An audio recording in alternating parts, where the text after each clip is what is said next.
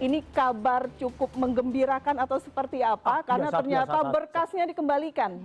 Biasa-biasa saja. Biasa-biasa saja. Iyalah, dan itu kan sudah kita ramalkan. Saya udah ramal, kalau nggak salah di CNN ini saya juga udah bilang tanggal 13 Januari yang lalu. Saya pastikan itu akan P19.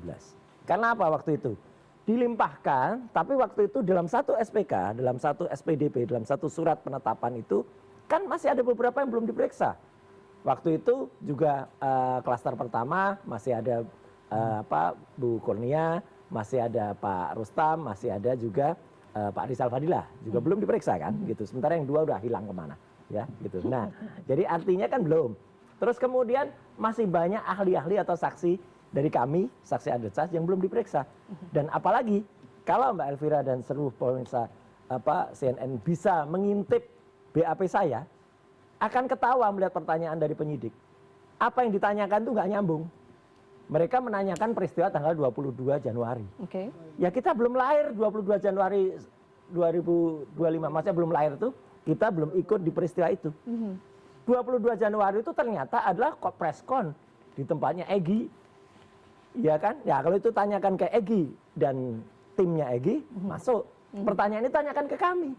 Saksi itu, Mbak Elvira dan semua adik-adik, orang yang harus menjawab apa yang benar-benar dia lihat dan dia dengar. Nggak boleh dia hanya ada katanya-katanya. Ya kami dipaksa menjawab, ya kami bilang nggak boleh dong. Kita tuh hanya melihat apa, dan kami tanggal 22 Januari nggak ada. Kemudian 26 Maret, nggak ada juga. Kita belum ada itu. Kami itu baru masuk ketika ada tanggal 1 April ketika seorang kader, nah ini Mas Faldo ini ada. Kader dari PSI waktu itu mengunggah yang namanya Diansen. Nah itulah troublemaker-nya.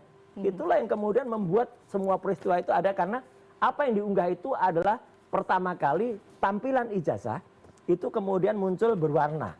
Nah itu ya kemudian bisa dianalisis. Sebelumnya kan ketika Fakultas Kehutanan menampilkan ijazah itu masih bentuknya hitam putih.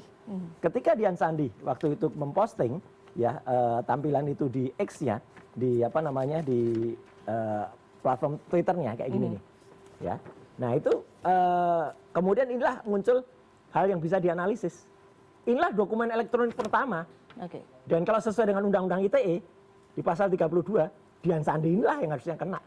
Bukannya untuk, ya, artinya untuk penekanan berarti Mas Roy dan Dr. Tifa dan yang lain begitu ya, dan menganalisa berdasarkan apa yang diunggah oleh pertama kali Dian Sandi dan dia mengatakan asli loh ini. Dia tanggung jawab dengan kata-kata asli ini hitam di atas putih. Kalau enggak, kalau dia katakan ini yang palsu, ya kita nggak akan menganalisis. Dia katakan asli, dan setelah itu dia minta izin. Nah setelah itu kan muncul kayak gini nih. Ini yang udah dikoreksi nih. Ya, udah pinsos tuh, nanti penanggung jawab yang koreksi ada di sini juga tuh.